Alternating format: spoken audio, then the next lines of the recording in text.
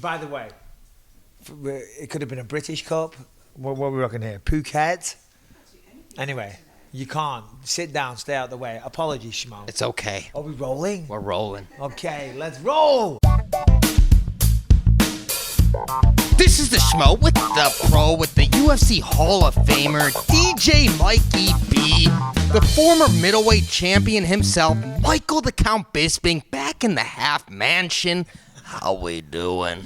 I'm doing good, Schmo. I'm doing good. Always good to see you and your good lady. I'm good. Life is very, very good. So, yeah, great to see you, buddy. It's great to see you, too. The Schmo loves catching up with you. It's been long overdue. Now talk to me for a second. We just saw a great UFC fight night. We saw Rob Font beat Cody Garbrandt. But on the set, on the airways, Paul Felder, he retired. Yeah. How long did you know before he was going to make that announcement? You know what? I actually didn't have much of an idea. I know that he was teasing it. Obviously, we work together, so, we talk. And I know he was thinking about it for a long time, and I know he's kind of shifting his focus over to being a triathlete, which is, it's just insane. Good for him. But yeah, no, I was caught off guard Saturday night as well. Obviously, they had Alan Jouban retiring as well, so congrats on your career there. And then it was the night of the retirements because then Paul Felder had a nice little tribute as well, and both of those guys had a tremendous career. I actually had Paul on my podcast on Thursday. We talked about it, and he said he just didn't want to be one of those guys that stuck around the sport too long. This sport is a very unforgiving sport, and then once, if you're starting to think about other things in your life, then maybe you should explore those things. But obviously, Paul and Alan, wish them nothing but success in their retirement. And they're both great on the mic. It's a great podcast you got, by the way. Believe you me, the Schmo was listening to that episode on the drive down here. Now, what do you do with Rob Font? Do you believe he's next in line for the Bantamweight strap, or we got to wait for TJ Dillashaw and, Corey Sandhagen? Yeah, well, we got that bit of a situation, if you will, with Aljamain Sterling at the top. Obviously, he's recovering from surgery, so I wish you all the best, Al. I had the similar thing. I understand what he's going through. If you see the little slash here on my neck, I had the same thing done. And I had years and years and years of lack of strength and, atrophy down the right side. I've still got it. Incidentally, they want to take another 2 discs out. I just found out that Monday. Anyway, so Al's out for a little while. That's causing a little bit of a logjam. Obviously, you've got Sandhagen, TJ Dillashaw. I think for anybody, that is the number one contender fight, because TJ, former champion, he had his troubles, whatever, served his time. So, everyone knows how I feel about that stuff, but he served his time. Sandhagen's looking incredible, so I don't see how that's not a number one contender fight. In fact, I'm not lobbying for an interim title, but that, look at the face. The Schmo was going to ask you about but it's not a bad idea because Aljamain's going to be out for a little bit, and obviously he's going to rematch Piotr Jan when that happens, when he comes back, and then the rest of the division needs to move along. And when you're injured, like when I was charmed, I had to have knee surgery, and Dana called me and said, well, listen, we're going to have to do an interim title. And I was like, okay, sure, let's do it, because in my mind, the interim champ, that's just the number one contender. That solidifies that, and it keeps the division moving. It gives the fighters something to work towards. So I don't think that's a bad idea. Forgotten what the question was, Schmo. It's okay, you answered it. We like forged momentum, but let's talk about the knee surgery stuff. Let's talk about Ruka. You were just training there. I know you saw the Schmo's interview last week with the one and only Luke Rockhold. He said something about Chris Weidman having feminine shins, though. He said feminine. Didn't he? He didn't quite get it right. And I was busting his balls about it today. Yeah, what'd he say? Yeah, he said, number one, I don't like that Schmo guy. He said, I don't like the shtick. Yeah, no, he didn't say that.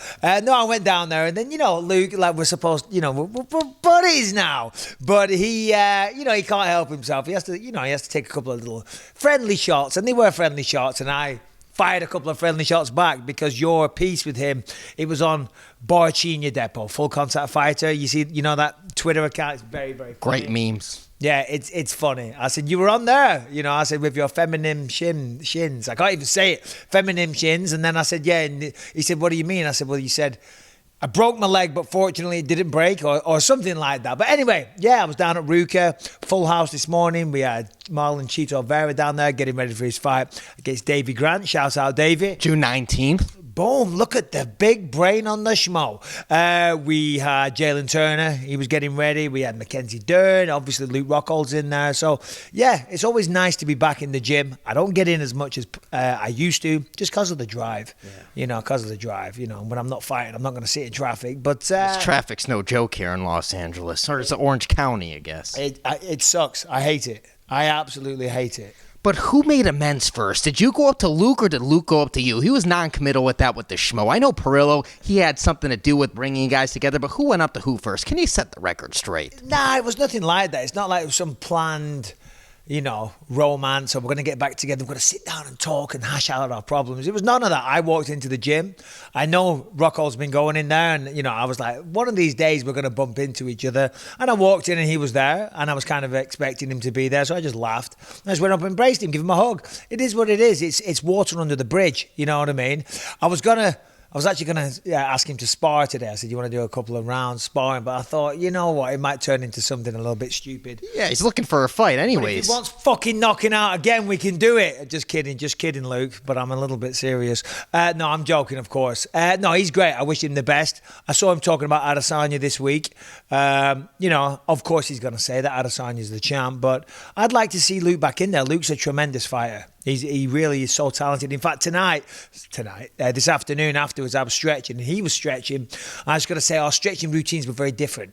I'm not known for my flexibility or range of motion. Luke Rockhold was doing like super yoga on a balancing Swiss ball, doing handstands on it and all kinds of stuff. And he's saying, Mike, you should try this. I'm like, dude, I think our range of motion, our athletic ability is a little different. So I think he was rubbing it in. He was trying to make me feel bad. Yeah, the guy's got like 2.5% body fat. There's a lot of things he can do and bend in certain ways. But you brought up his name, Israel Adesanya, the champion of the division where you held the title to, man. Do you think he's lost maybe a little bit of the lust, the invincibility now that he's lost a fight? I know it was against Jan Blachowicz in the light heavyweight division, but do you think if you're, Marvin Vettori, who fought him tough the first time, you got the rematch going for the next UFC pay-per-view card, you got to feel kind of confident knowing this guy's lost?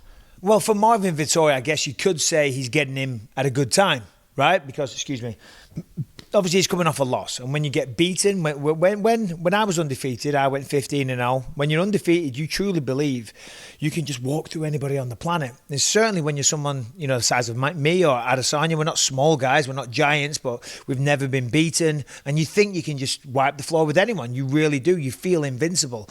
But then when you get beaten, that kind of diminishes a little bit. Of course, you still have confidence in yourself, but that does take away that little special sauce. You have been beaten. However, it wasn't a bad loss, and it was a close fight to the split to the light heavyweight champ. It was he got taken down in 4 and 5. That's what caused him to lose. It's not like he got knocked out. And I remember when I lost by decision, it didn't even really feel like a loss. When I got knocked out against Dan Henderson, that was different. Okay, it's a legit loss. So for Adesanya, he should go into this fight very confident. Of course, he's already beaten Marvin Vettori. I think both of them have got better. I think Vettori's got way better.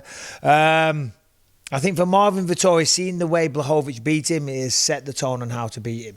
Now, and by the way, I'm not talking bad about Adesanya. I think he's a tremendous champion and he's cleaned out the division, and I never miss one of his fights. The guy's sensational, and to watch the striking masterclass that he puts on every time is mind-blowing. So I'm a huge fan. I think the way to beat Adesanya, because is obviously to take him down, but that's easier said than done. But most people try and take Israel down against the fence, right? And against the fence, people drill getting their takedown defense all the time when they're against the fence. And you see it on countdown shows with Israel. He's there, he's got multiple partners trying to take him down against the fence. But it's easier because you can lean against that wall or that fence. And if you get taken down, you can use that to stand back up. What we saw against Blachowicz took him down in the middle of the octagon. Right? And the reason that's more beneficial, number one, you're going to be a better wrestler. To shoot a takedown like that in the middle of the octagon, you're going to be a better wrestler because you're going to penetrate and drive through and put them down. A lot of the time, like, I wasn't a wrestler, but against the fence, I'll take you down. I'll push him up against the fence. I drop down, join my hands together and pick you up. It's relatively easy to do that. To take someone down in the middle is a lot harder, but you'll get more success against someone like Israel because they haven't got the fence to lean on.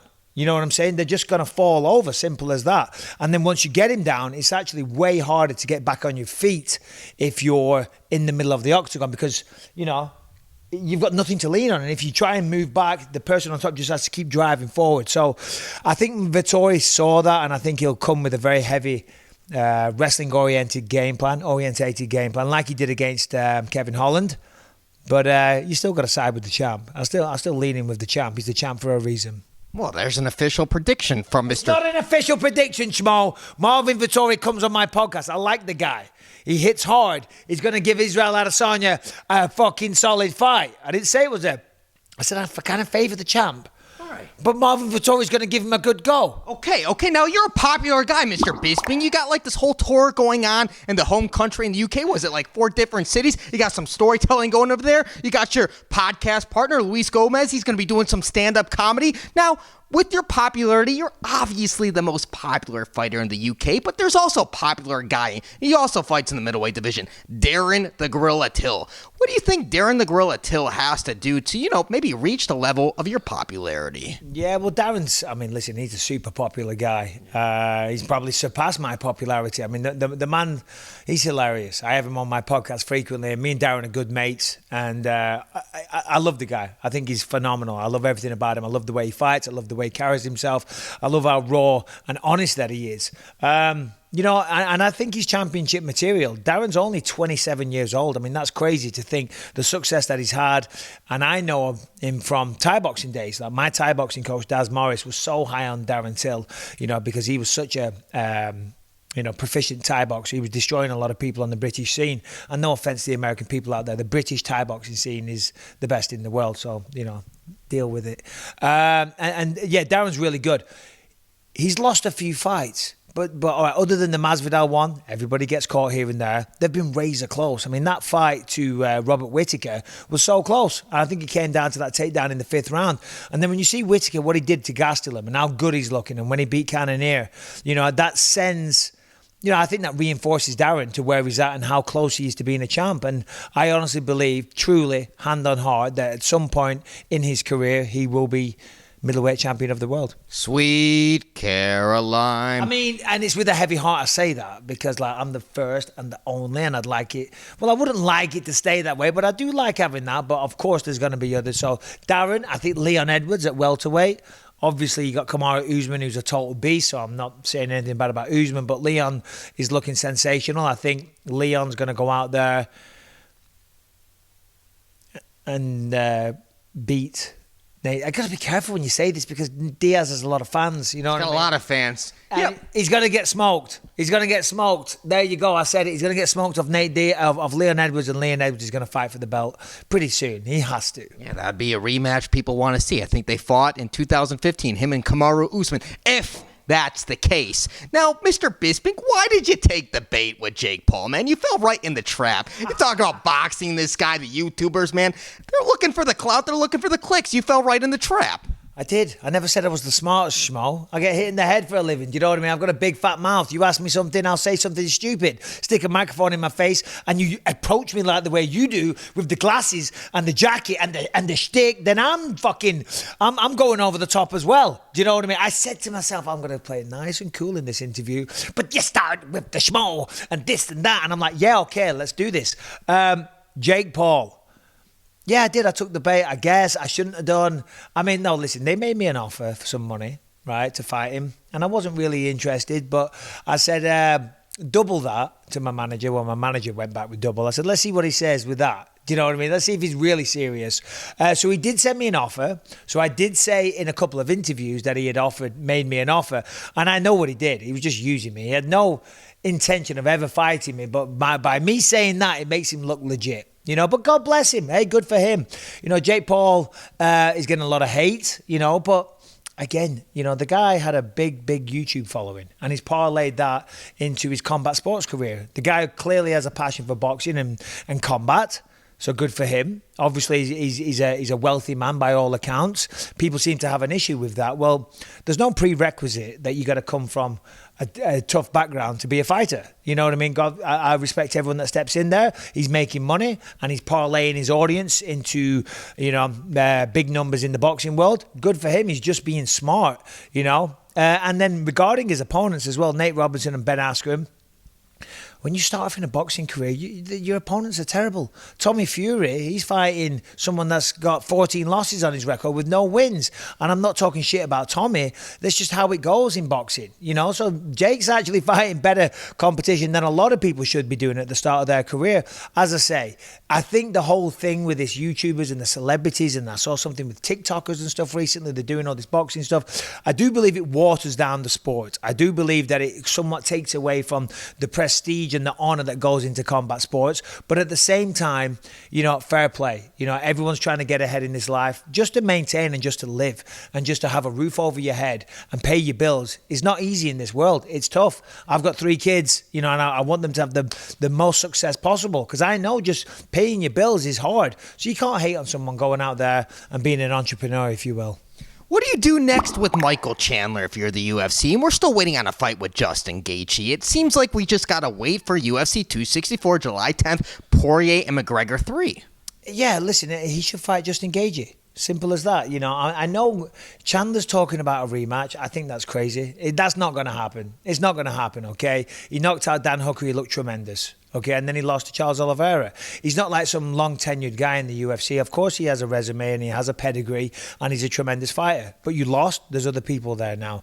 I think Justin Gaethje would be a tremendous matchup if Chandler wants to stay in title contention, like he does. Beating a Justin Gaethje will put you right there. And then once the smoke clears, once Conor or Dustin, once they fight for the belt, whoever wins, I'm assuming that's what's going to happen. I'd put money on that. Whoever wins, you know, if he beats Gaethje, maybe gets another shot. But he's got to beat a contender first. Can we get a final message for all the Count fans out there worldwide? Count fans worldwide? Well, I don't know, Schmo. I just want to say London, Manchester, Birmingham, where else? Dublin, London, Manchester, Birmingham, Dublin, Glasgow. How could I forget Glasgow? Tickets are on sale, myticket.co.uk. Tales from the Octagon. You know, it's kind of weird how this came about. I was... A couple of years ago, I was in Toronto. I have a business up there, Playline, and a friend of a friend made me an offer. He said, you should do like a one-man show type thing. You got a lot of fans up here. Was this the same time you found out you get the GSP fight when you were in Toronto? No, it wasn't, but around that time I was up there a lot. It seemed I was there every other week. So this guy said, you know, the Great Hall in Toronto, it's a good venue. He said, you should put a show on. So anyway, I thought I'll do it. It'd be a bit of a laugh, you know, expand my repertoire, get out of my comfort zone. But I was kind of dreading it. So we had Luz J. Gomez, who I do my podcast with. He's a hilarious comedian. So we did this show, and we kind of winged it on the night, but it was hilarious. Everyone loved it. Everyone laughed their heads off. I had a great time. And then afterwards, I thought, I've got to bring this to England. I've got to do this again.